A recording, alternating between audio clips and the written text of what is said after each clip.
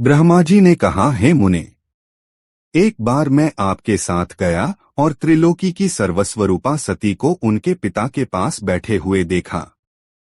जब सती ने अपने पिता द्वारा मेरा और आपका सम्मान होते देखा तो लोकलीला का अनुसरण करते हुए उन्होंने प्रेम और भक्ति के साथ हम दोनों को प्रणाम किया। हे नारद, प्रणाम करने के बाद जब सती ने हमारे लिए दर्शक द्वारा प्रदान किए गए आसन पर हमें बैठते देखा तो वे अत्यंत विनम्र भाव में खड़ी रहीं। उन्हें देखकर मैंने कहा, हे सती, तुम वह प्राप्त करो जिसे तुम हृदय से चाहती हो और जो तुम्हें प्रेम पूर्वक चाहता है। वे सर्वजगदीश्वर शिव, जिन्होंने तुम्हारे अतिरिक्त किसी और स्त्री का पाणिग्रहण कभी नहीं किया, न वर्तमान में करेंगे और न ही भविष्य में करेंगे।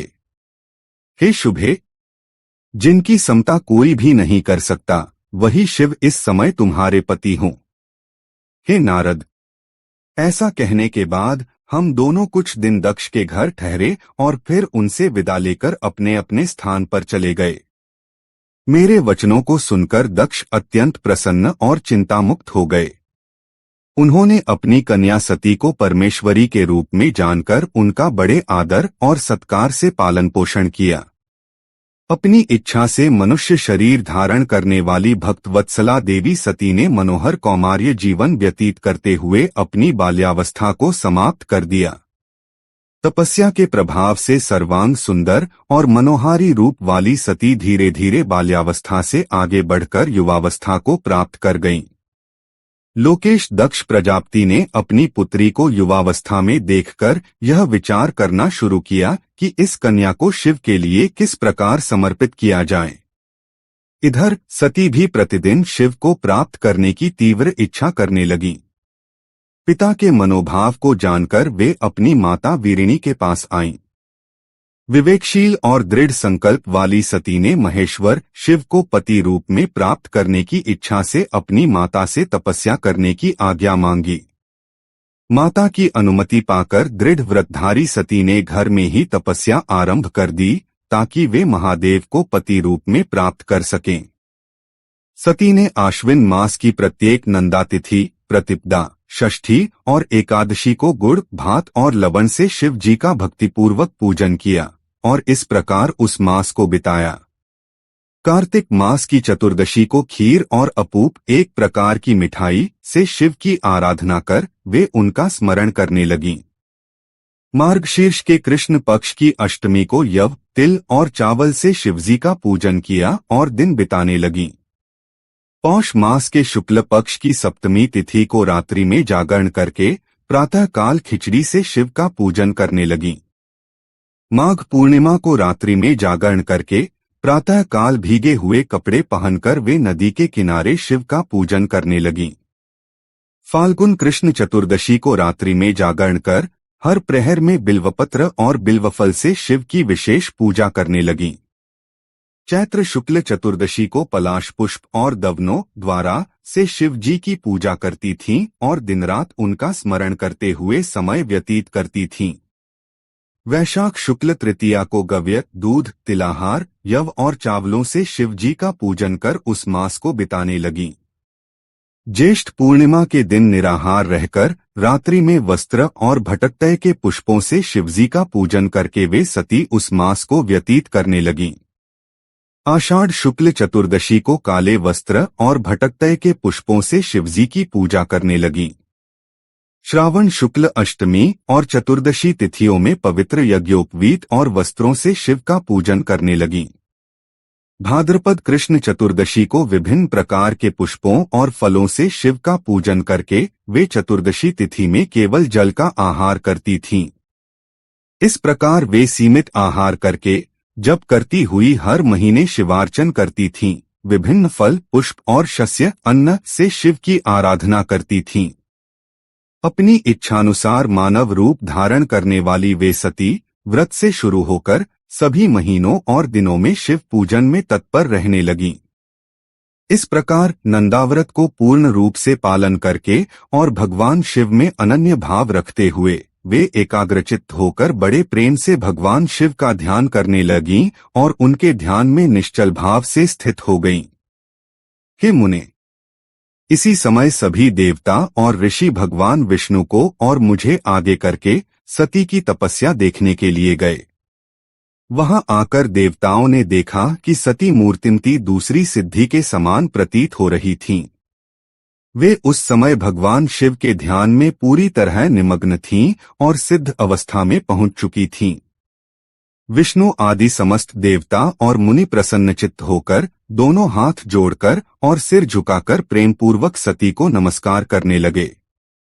इसके बाद अत्यंत प्रसन्न श्री विष्णु और सभी देवता तथा मुनिगण सती देवी की तपस्या की अत्यधिक प्रशंसा करने लगे।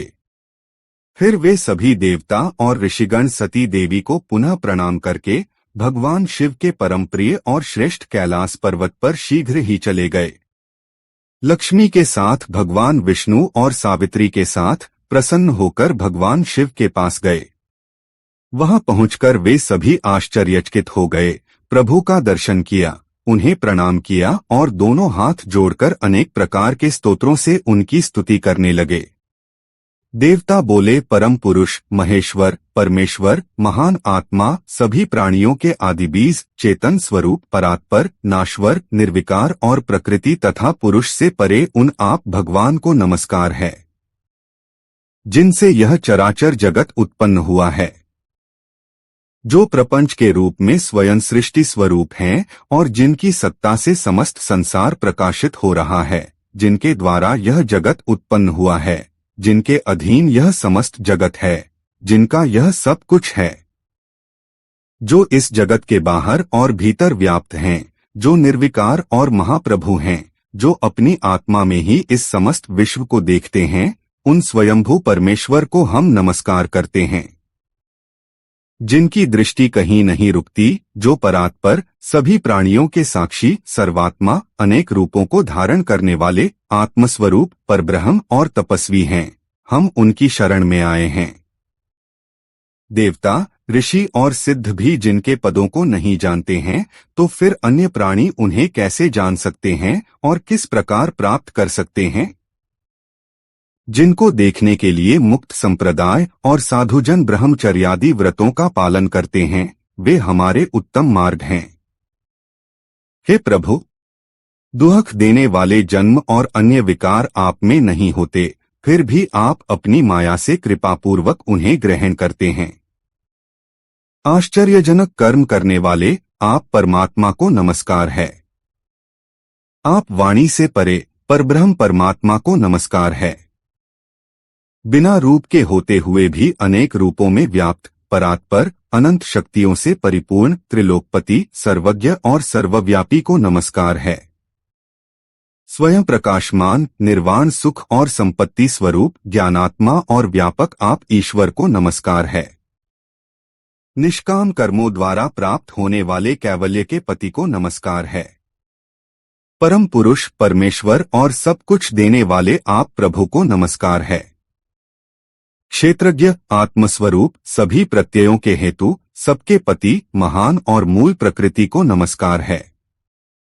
पुरुष, परेश और सब कुछ प्रदान करने वाले आप परमात्मा को नमस्कार है। हे कारणहित, त्रिनेत्र, 5 मुखों वाले और सर्वदा ज्योति स्वरूप, आपको नमस्कार है। सभी इंद्रियों और गुणों को देखने वाले आप परमात्मा को नमस्कार है। तीनों लोकों के कारण, मुक्ति स्वरूप, मोक्ष देने वाले, शीघ्र शरणागतों को तारने वाले, वेदों और आगम शास्त्रों के समुद्र, परमेष्ठी और भक्तों के आश्रय रूप आप प्रभु को नमस्कार है। महेश्वर, आप गुण रूपी अग्नि से आच्छादित, चित स्वरूप, अग्निरूप, मूर्खों के द्वारा प्राप्त न होने वाले, ज्ञानियों के हृदय में सदा निवास करने वाले, संसारिक जीवों के बंधन को काटने वाले, उत्तम भक्तों को मुक्ति देने वाले, स्वप्रकाश स्वरूप, नित्य, अव्यय, निरंतर ज्ञान स्वरूप, प्रत्यक्ष दृष्टा, अविकारी और परम ऐश्वर्य धारण करने वाले हैं, आप प्रभु को नमस्कार है। जो लोग धर्म, अर्थ, काम और मोक्ष के लिए आपके भजन करते हैं और जिनसे वे अपनी सद्गति की कामना करते हैं, हे प्रभु, आप हम सभी के लिए दयारहित कैसे हो गए। हम पर प्रसन्न हो, आपको नमस्कार है। आपके अनन्य भक्त किसी अन्य उद्देश्य की कामना नहीं करते, वे केवल आपके मंगल स्वरूप चरित्र का ही गान करते हैं। अविनाशी परब्रह्म, अव्यक्त स्वरूप, व्यापक अध्यात्म और योग से जानने योग्य तथा परिपूर्ण आप प्रभु की हम स्तुति करते हैं। हे अखिलेश्वर, इंद्रियों से परे, स्वयं आधार रहित, सबके आश्रय, हेतुरहित, अनंत, आद्य और सूक्ष्म आप प्रभु को हम सभी प्रणाम करते हैं। आपने अपनी तुच्छ कला मात्र से नाम और रूप के द्वारा विष्णु आदि सभी देवताओं और इस चराचर जगत की अलग अलग सृष्टि की है। जैसे अग्नि की चिंगारियां और सूर्य की किरणें बार बार निकलती हैं और फिर उन्हीं में लीन हो जाती हैं, वैसे ही सृष्टि का यह प्रवाह त्रिगुणात्मक कहा जाता है। हे प्रभु, आप न देवता हैं, न असुर हैं, न मनुष्य हैं, न पक्षी हैं, न द्विज हैं, न स्त्री हैं, न पुरुष हैं, न नपुंसक हैं, यहाँ तक कि सत और असत कुछ भी नहीं है। जो श्रुतियों के निषेध से बचता है, वही निषेध स्वरूप आप हैं। आप ही इस विश्व की उत्पत्ति करने वाले, पालक, लय करने वाले और विश्वात्मा हैं। उन ईश्वर को हम सभी प्रणाम करते हैं। योग से दग्ध हुए कर्म वाले योगी जन अपने योगासक्त चित्त में जिन्हें देखते हैं, ऐसे आप योगेश्वर को हम नमस्कार करते हैं। हे तीनों शक्तियों से संपन्न, असह्य वेग वाले, हे त्रयीमय, आपको नमस्कार है। अनंत शक्तियों से युक्त और शरणागतों की रक्षा करने वाले आपको नमस्कार है। हे दुर्गेश, दूषित इंद्रियों वाले लोगों के लिए आप सर्वथा दुष्प्राप्य हैं, क्योंकि आपको प्राप्त करने का मार्ग अलग है। सदा भक्तों के उद्धार में तत्पर रहने वाले और गुप्त शक्तियों से संपन्न आप प्रभु को नमस्कार है। जिनकी माया शक्ति के कारण अहंकार बुद्धि से युक्त मूख अपने स्वरूप को नहीं जान पाते, उन दुरत्यय महिमा वाले आप महाप्रभु को हम नमस्कार करते हैं। ब्रह्मा जी ने कहा, हे नारद, इस प्रकार महादेव जी की स्तुति करके मस्तक झुकाकर विष्णु आदि सभी देवता उत्तम भक्तियों से युक्त होकर प्रभु शिवजी के आगे चुपचाप खड़े हो गए।